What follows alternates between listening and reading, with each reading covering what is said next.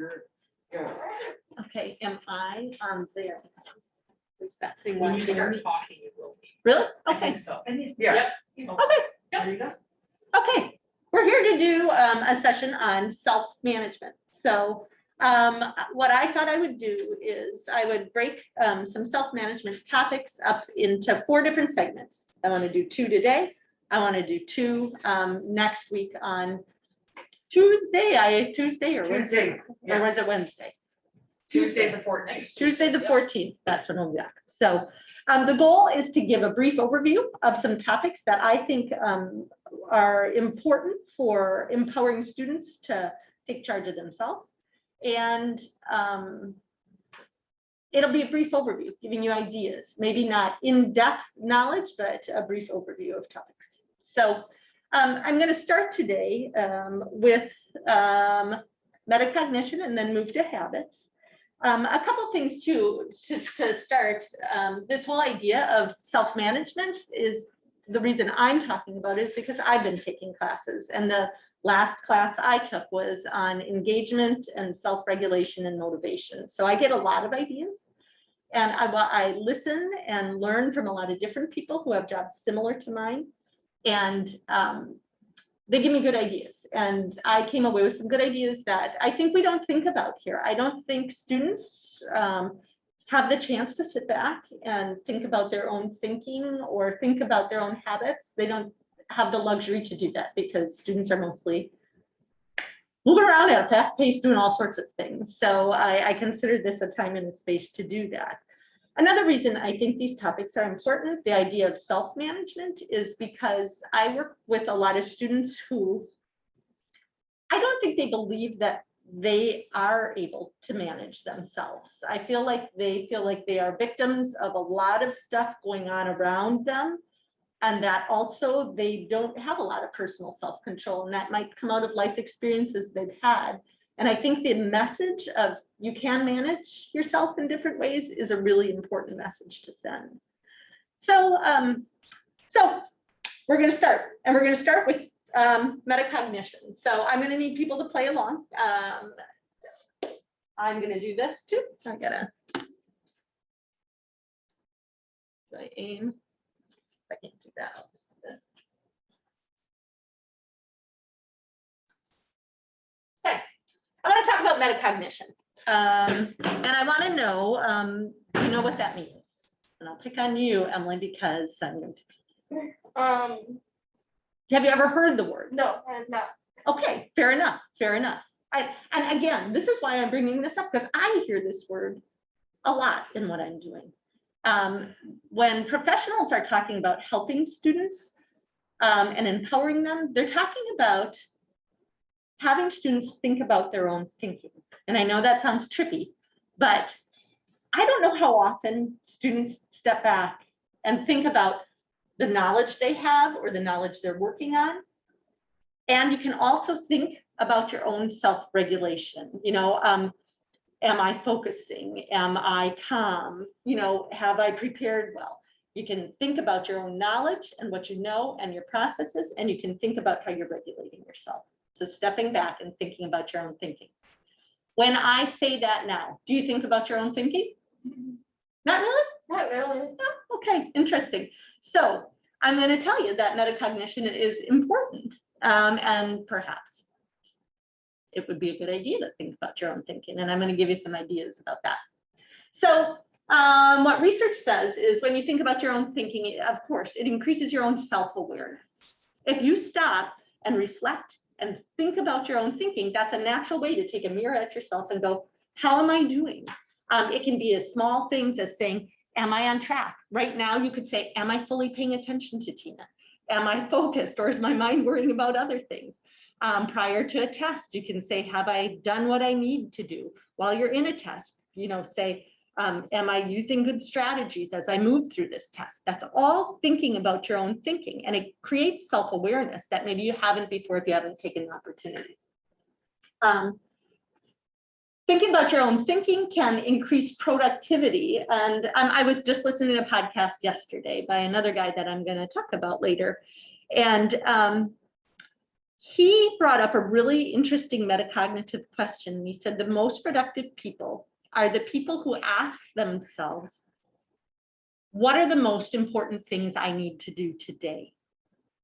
And I am guilty of not doing that. I found myself in these first couple of weeks in a tailspin, and I've been very reactive to what's going on around me in my office. And I don't know if anybody else can say the same thing, but you just react to the next thing that comes because everything's new. We're on a new pace here. You're on a new pace coming in, and we just react to things.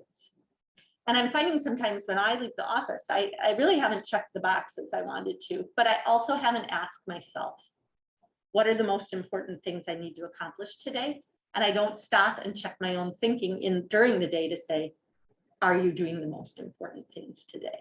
So I thought that was so interesting. And I'm mixing things because the guy who was talking about productivity and thinking about thinking is the guy I'm going to talk about when I talk about habits. So research has shown that thinking about your own thinking prior to tests can increase test performance. So thinking about the strategies you're going to use, thinking about how you're coming prepared to the test can actually improve grades. And when they did studies on this, they saw that it largely improved math test grades, which I think is interesting because that's a subject where a lot of people struggle. And it also improves things like, reading type tasks, not as dramatically as math, but can increase grades. And then finally, if you do all these things, if you think about your own thinking, if you think about what's important and you increase productivity, if you increase performance on tests and assignments, that builds a sense of self-efficacy. And that's what we're talking about here, building skills to build management and efficacy, saying, yes, I can.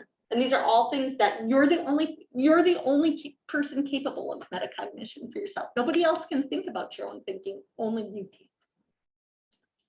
So, and I bet if you step back and think about it, you do think about your own thinking when I say that. I'm certain, maybe it's just not fully apparent, but maybe we'll talk about things here that is about.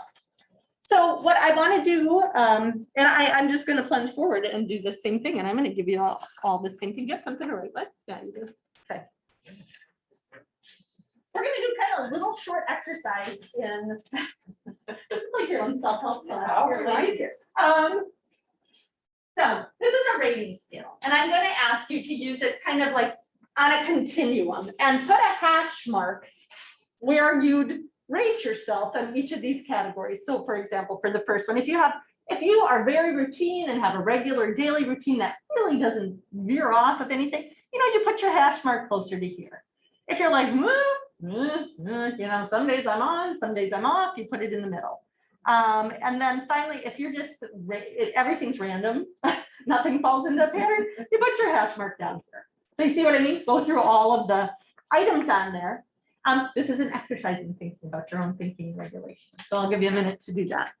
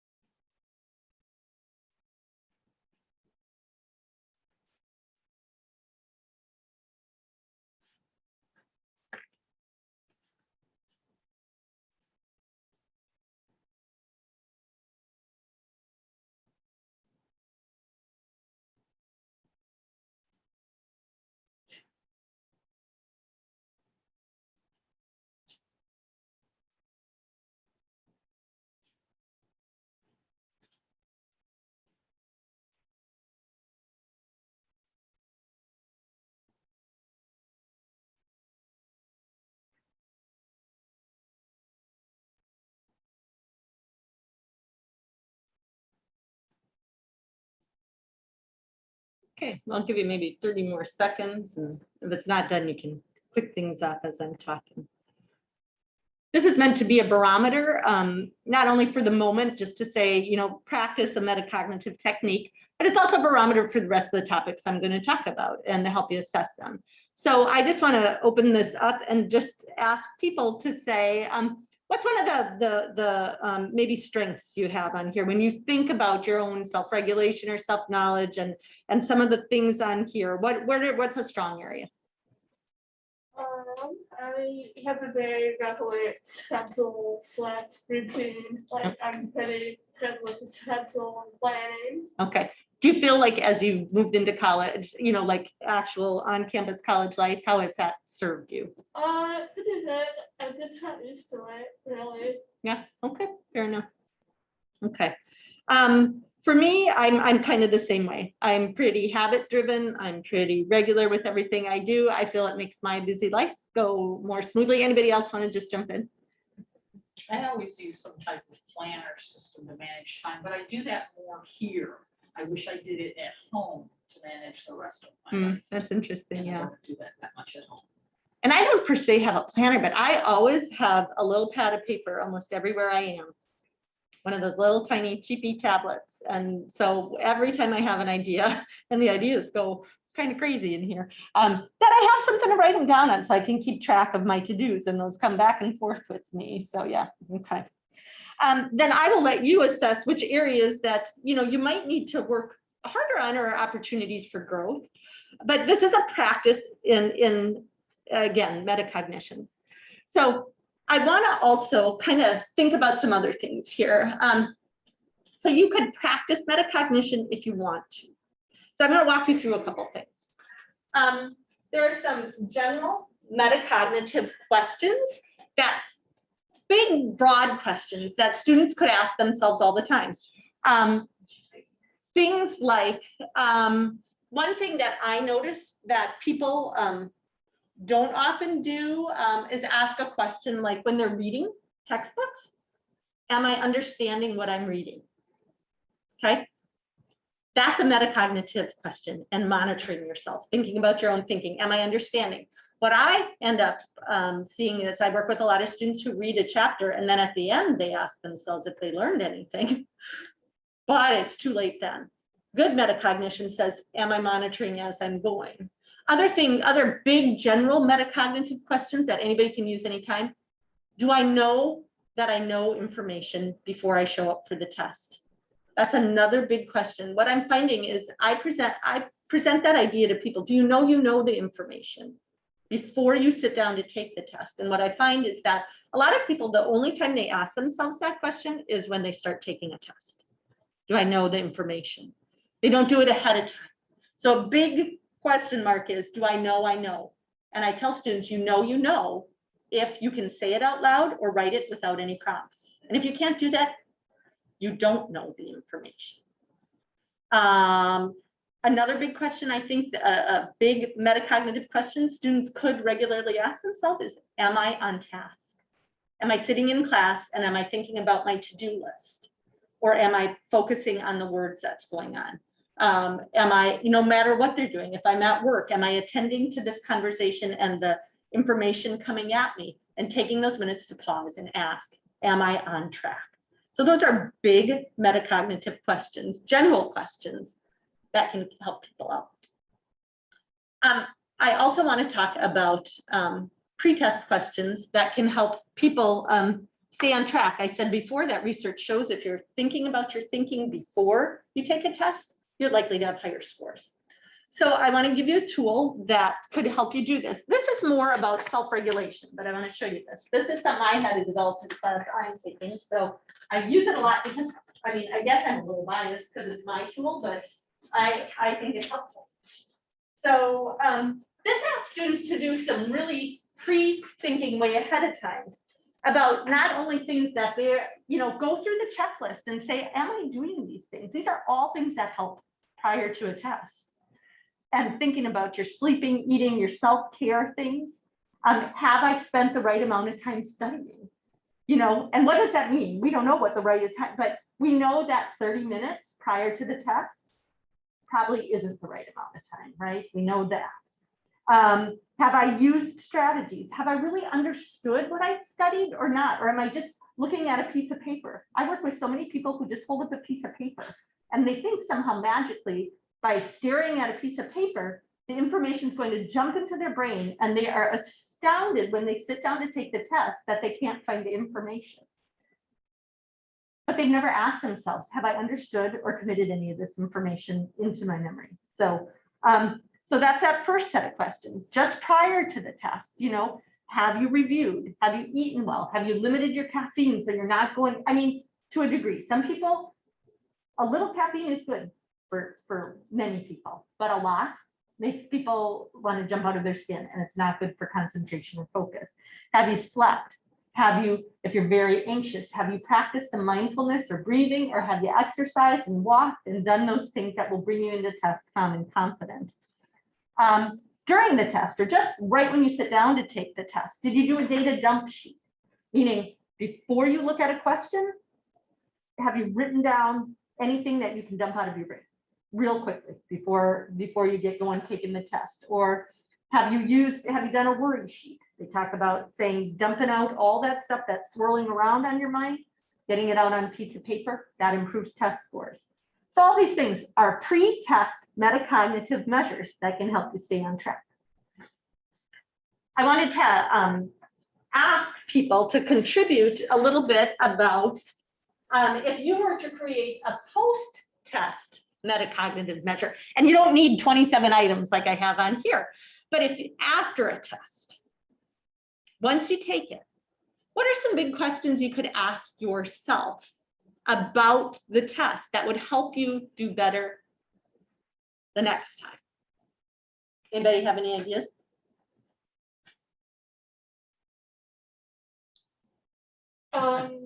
Maybe like how the questions are worded or how they are asked, like remember from that test. Right. And you know why I think that's an important question is this. This is how I think about it. And you tell me if you follow this or it makes sense to you. Okay. What I tell students is this: you have to know where the questions are coming from.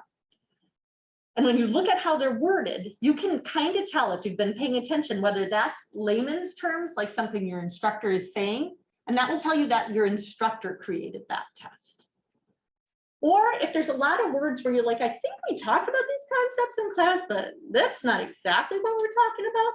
But you see kind of technical definitions and words, that might be textbook wording, and that might be publisher tests. And I think that's a super important question to ask yourself, because I tell students to ask prior to the following test, where are these test questions coming from? Because what that allows you to do is focus your attention on either reading the textbook and taking notes from there, or paying super close attention to what's being said in lecture. If you know they're coming from here, you pay attention here. If you know they're coming from here, you pay attention here. So that's a great post question. Where did these questions come from? And did I study the right things, right? Mhm. Okay, so those are two good, that one leads to the other. Anybody else have anything, like if you just got finished taking a test and you're kind of assessing, well,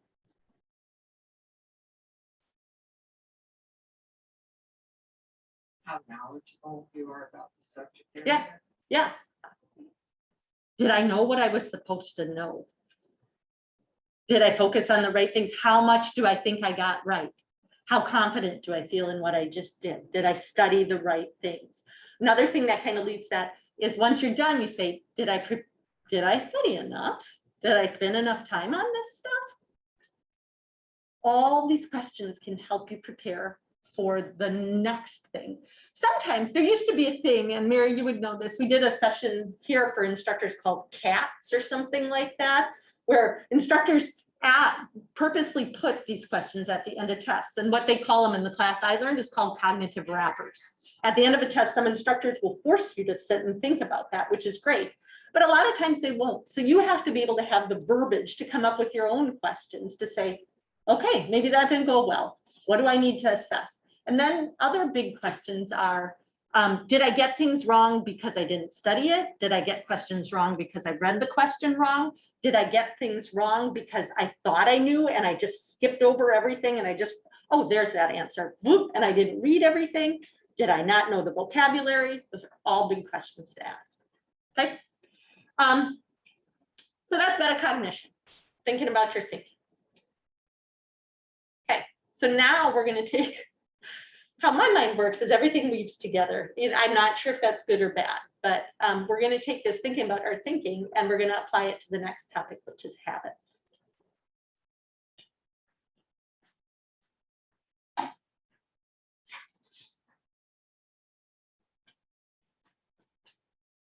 So I start everything by stepping back and thinking about, well, what's a habit? If you put that in your own words, what's a habit? Something you do all the time. Right? Something you do all the time. Do you do it consciously or unconsciously? Or is there a mix? A mix, I have to say. Okay. So I want you to think a little bit just for a moment as we're pondering the idea of habits. I want you to think about a habit that really works for you that you have, and a habit that you have that doesn't really work for you, because we've all got them. And while you're pondering, I'll give you time to think, like think of this as a little Jeopardy clock or whatever. I've added a new habit to my life. I like to exercise. I'm nutty. I move all the time and I like exercise. So what I've added is, in one of the classes I took, someone said there's a 7-minute workout that the New York Times has. It's an app. I'm like, okay, let's give that a go. Okay. So I've added that to my morning routine. I thought 7 minutes, easy peasy. And I've been at it for probably, I think I'm on week 4. It's the first thing I do. First thing I do, get up, do that. So that's working for me. I think I figured that little bit every day over time is going to really pay off. I would say I could talk about all sorts of bad habits I have, but one thing I have is I'm a nervous person. I pick at my nails and my cuticles a lot. That's unconscious, kind of. When I think, you know, it becomes very apparent to me when I'm sitting still that that's what I'm doing. Okay, that's not a great habit. So I want you don't necessarily have to share your good and bad habits, but I want you to be thinking about the things that work for you and don't work for you as we move through this, okay? Because what we do know about habits, we'll talk about that, is whether they're good ones, great. You don't have to do anything about them. And if you have good habits, you can tag on other habits to your existing habits to build new ones. Would you say your habits personally are helpful or hurtful? Mostly helpful or hurtful? Helpful habits? It's like in between. Yeah. I would say most people feel the same way. What do you think percentage-wise in a day? This is a research thing. Percentage of your daily routine is habit. Thank you.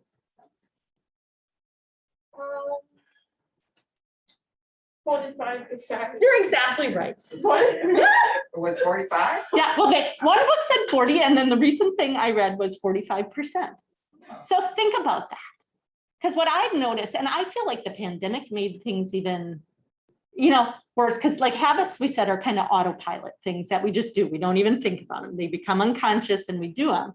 And I get to days now because my life is so habitual that I don't remember one day to another if I did some things sometimes, because I'm like, was that yesterday or was that today? Did I do that? Because so much of our life is that, right? And it's a mix of good things and bad things. That's the problem. If we're all good things, we'd be rock stars, but it's not all that. So we want to ask, how do you make habits work for you? Okay. And I'm going to tell you a couple of things that I learned about habits. I don't know. Has anybody, I'll show in another slide here. Anybody read Charles Duhigg's book? Has anybody heard the book, Power of Habit? It's been around for years. I guess it was on the bestseller list for like 3 years, and this has been years back. But I think it's because people find it so helpful. So I pull a lot of information from him. And here are some things we know about habits. And again, I'm giving this to you so you can take little tidbits and apply them to your life. What they found is now that because we can look into brains, we know where habits are in our brains. which I think is fascinating personally. And they find that when they're looking at brains, the basal ganglia is where they see habits originate and form, and they can watch them. Okay, and see the strength of them by how much lights up. So I want to show you something. You know, we know that to be true for humans, but they first found this in they can study rat brains. They can't as easily study human brains with this. So I want to show you a page from Charles Duhigg's book that I found to be really interesting. So this is a picture of a graph, and what they were doing is they were trying to teach a rat just a simple new task. So they had like a box that looked like this, and then it had T's up here. Over here was some chocolate, okay? And then the rat was started here, so I'm not gonna, okay, here he is. Okay, and there was a gate here. And what they did, day one is, you know, that rat had never been in this box, okay? They had the rat sit there, they lifted the gate up, and they just let the rat do whatever it did, okay? Would the rat know what to do in there? Would the rat know there's chocolate or anything great down there? No. So it had to figure things out. So this is a picture of the brain scan the first time a rat ran through the maze. See all that activity? Because it's just, what do I do? What do I do? What's going on? A door open, what do I do? I go over here, I go over here, I go over here, you know, just trying things out. This is a picture of the scan once the rat had run the maze several times successfully and found that if I go here and I take a left, I get chocolate. Okay, so the first spike you see on this side is when the gate opens and the rat's going, okay, you know, kind of looking around, checking where am I? Oh, yeah, I know this. This dip in here is the pattern that rat knew to run, okay? So there's a decrease in brain activity here. And then at the end, when it got chocolate, well, that's what all our brains would do, right? Exciting, right? But what does this tell you versus this? Can you make the inference that I'm making in my own brain about when there's less activity here, because you've done something over and over? Is that when you're learning? Is that? It's when you've learned and you don't have to have all that scuttlebutt in your brain because you just do things the same way over and over and over. So when I applied this part of this whole thing to school, I think about like taking a math class. Are you taking math? Mhm. Okay. Math is a good, you can use math, but you could probably apply this to other subjects. But say you presented with a new math problem, new math formula, new something, okay? Your brain will first be like, I don't even know what's going on, right? But if you practice, you memorize a formula, you practice the steps, you practice the steps, you practice the steps over and over and over and over again. By the time you get to a test, your brain's not going to have to scatter and think about how do I do it? How do I do it? Oh, you know, all this. Because you've established a habit. When I see this word, I know to do this, this, this, and this. And if you've actually memorized, when I see these words, I do this step first, I do this step second, I do this step third. What that makes you be is 1,000,000 times more efficient in the middle when you don't have to think every single time, what do I do in this occasion? What do I do now? What do I do now? But it takes practice, just like that rat had to practice over and over. That didn't happen in 2 tries. That happened with repeated practice. And what happens in our brains, you know, in the basal ganglia is when you go over and over and over and do a thing, you build those neurons. So there's a system really hardwired in there. And that's the power of habit, which I find fascinating. I'm kind of stuck on it. Not just because I'm presenting, but I'm lucky I get to present because I get to learn and do at the same time, right? So I have a question on Yeah. that. So how does it change with anxiety, like on tests? Well, I think what would happen is it would look a lot like Yeah. this.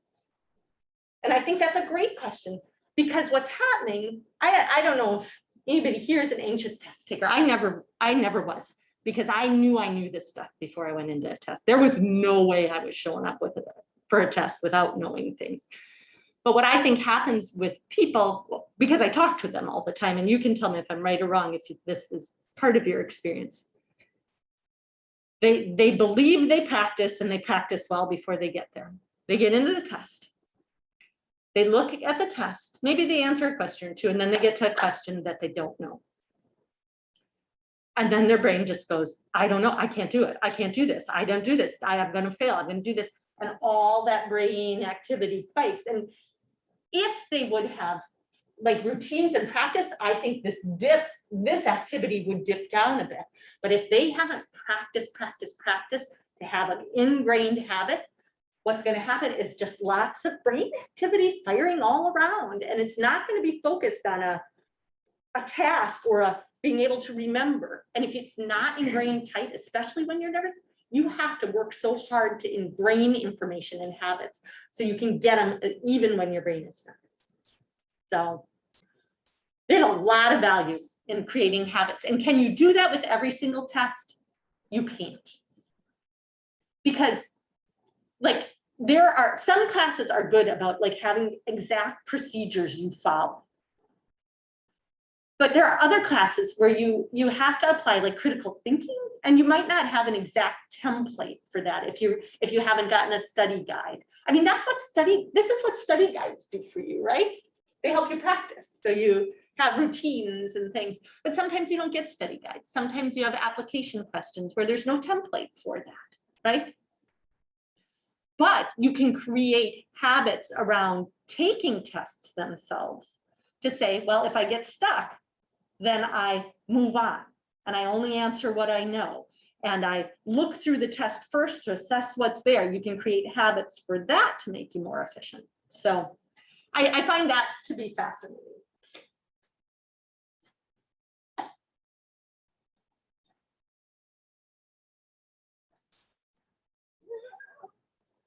Did I get myself out of here? Down to the bottom. There. I need to, let me move this far. There we go. I just need to Oh, move there's your some of the artwork things. behind it, yeah. Move it down here. Okay. Okay, so this is the book I've been talking about, Power of Habit. Like I said, it's great. There's a new one out, not by him, called Atomic Habits that people are talking about as well, but I'm sure it shares the same information. So what do we know? We know that about habits that at first they're a conscious choice. We decide to develop a new habit like I did with that 7-minute workout, but then it becomes unconscious. Do I have to think about it in the morning? I don't, I just do it. Do I love doing it every morning? I do not. But I don't have to think about it anymore. I just get up, I do my thing, right? Okay. And they can be really helpful because they make us more efficient. One habit I've decided to do, this is weird and it tells you a little bit how I roll, is I have decided I don't want to think about making lunches for myself. I tire of that, it's boring. So Mondays are peanut butter and apple days. Tuesdays are hard. I haven't come up with a routine for Tuesdays. Wednesdays are cheese stick and crackers. Thursday is hummus and vegetables. Friday is apples and peanut butter.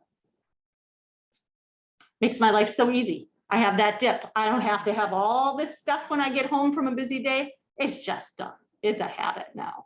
So they make us more efficient.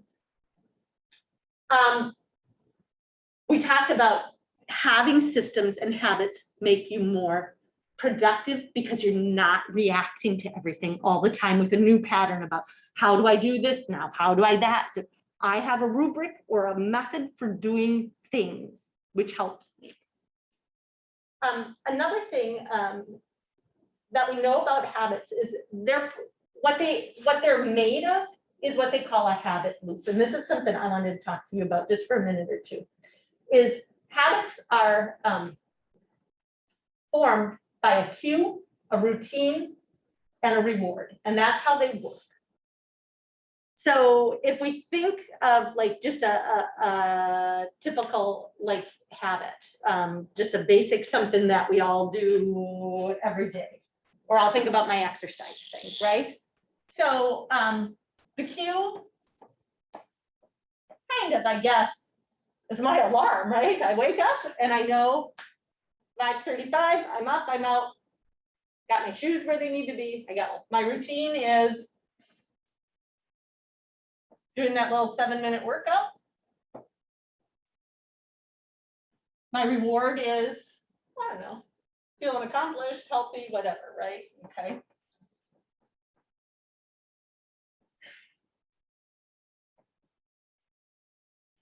So what Duhigg says in his book, and this isn't a routine I want to tinker with, but or a habit that I want to tinker with. But he said, if you want to change habits, what you do is you keep the cue, you keep the reward, and you change the routine in the middle.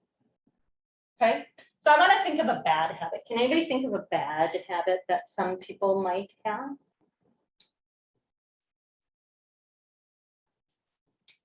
Shutting off the alarm, in case like you, Okay, so snoozing. snooze, Okay, so the cue is the alarm, right? yeah.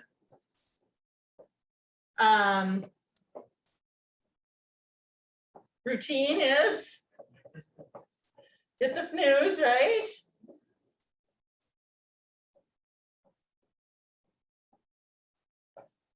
Reward for that is, Sleeping long. yeah, feeling sleeping.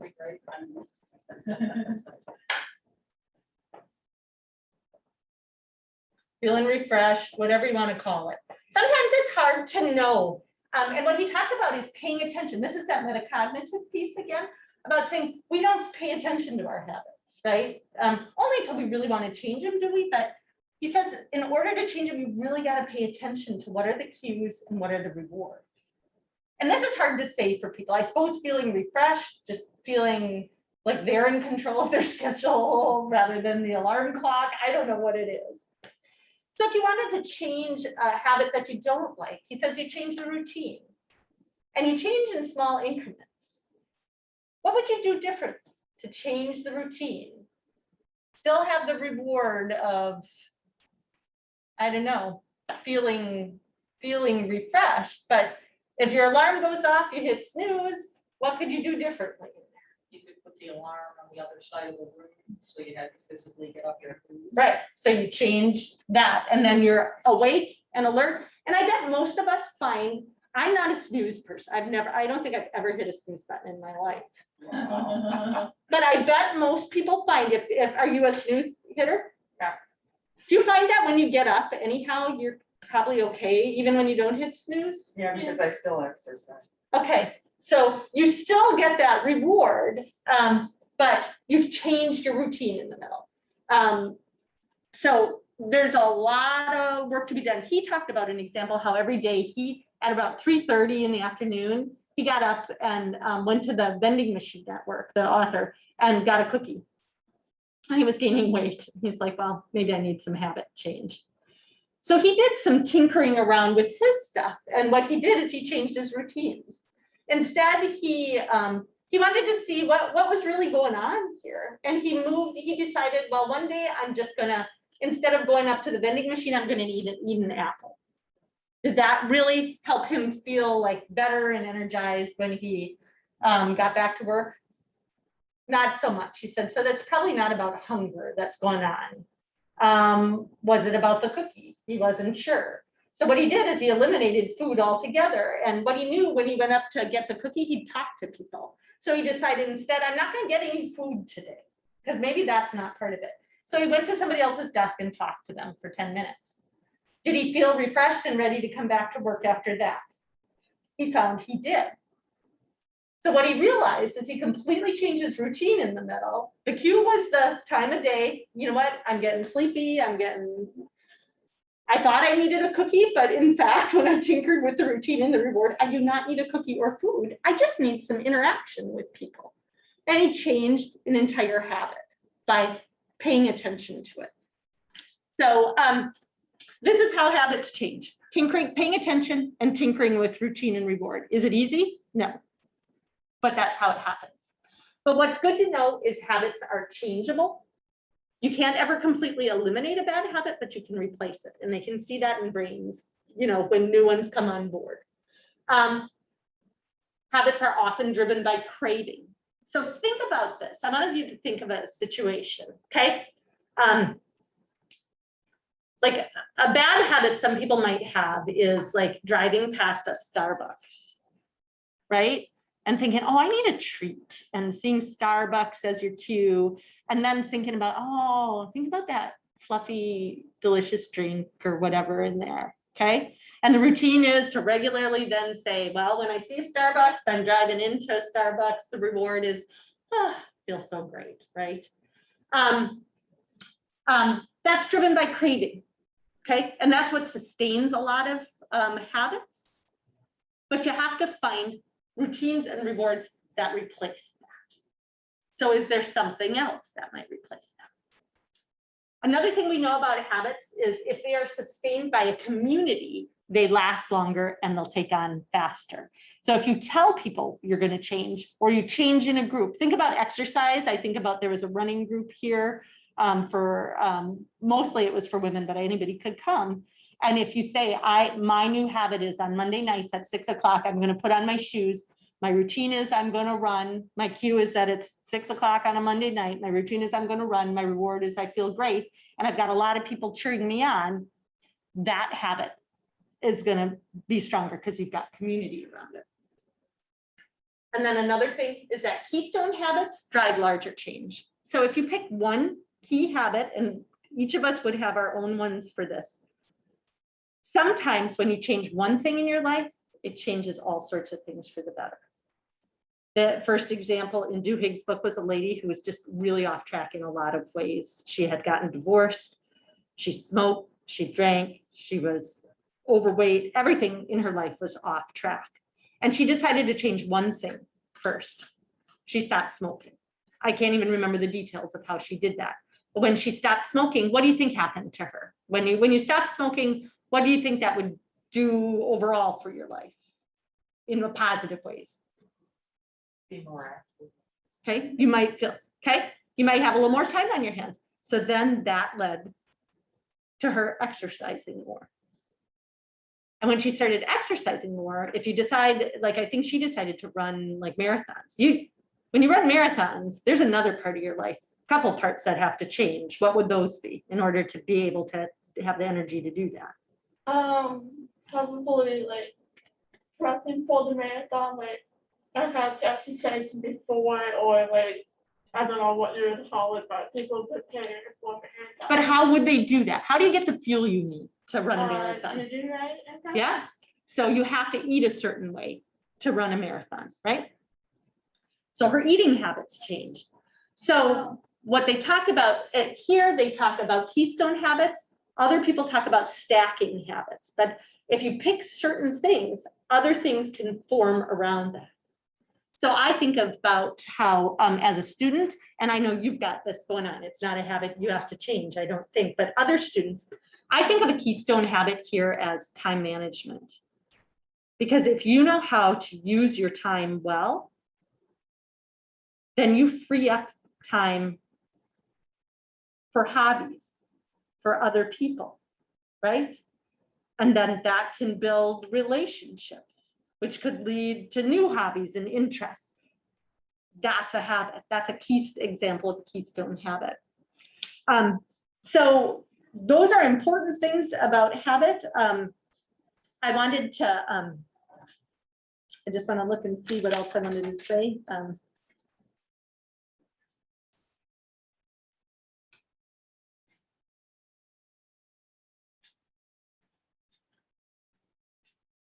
I was going to give a couple examples and ask you to be the advice givers. So I'll just do one for the purpose of where we are right now. I'll read one of these, and I want you to be the advice giver of, we're going to actually try and change someone's habit here. So a student has lots of anxiousness around testing, okay? Every time they hear the word test, their heart skips a beat. Each time the student sits down to take a test and looks at the first question, the student starts sweating, feeling queasy, and forgets most of what they studied. The student tries their best, but often has pretty poor testing outcomes. So I don't think we can change the cue. When we think of the habit loop, cue, routine, reward, we can't change the cue, right? A test, right? But if you were to give advice about routines, what would you say when someone sits down to take a test and they're anxious about it and what their current routine is? Oh my gosh, I feel sick. This isn't going to go well. It's not going to be great.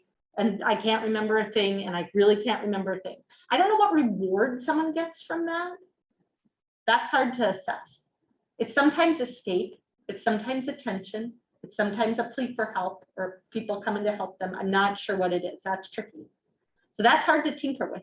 But what routine could a person try to put in place of the,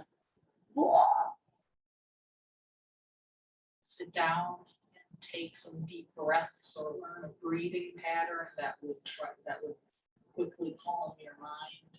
right? What else could you do? Give me like 2 other things. Because all of us have taken tests. So instead of immediately telling yourself you can't, you give yourself a chance for your body to relax. What else? Just like what I do is review my notes over before I have to do the test. Okay, so you could refresh and say, I do know this. I know this. I know this. I know this, because you just looked at it. And even on that pre-regulation checklist, you could write that down, couldn't you? Because you just did it. Okay, what's one other thing that somebody could do maybe in a situation like that? If they're telling themselves, I can't, this isn't going to work, Switch Turn it everything into a around, and do positive. like a positive. I will do my affirmation. best. And then what we know about habit is, first of all, the brain's gonna go like this, and it's not gonna be easy to do that. And people are like, oh, that doesn't work, breathing, writing, blah. But what we know from the rat, what we know about habit is if you do it over and over and over and over and over again, it becomes a new routine and it replaces that old habit, right? That's the power of habit. Okay, thanks for playing along, everyone. So hopefully you can take something away from that, so. Okay, Emily, you were really good for And delegation for us. We should do that. it. Oh,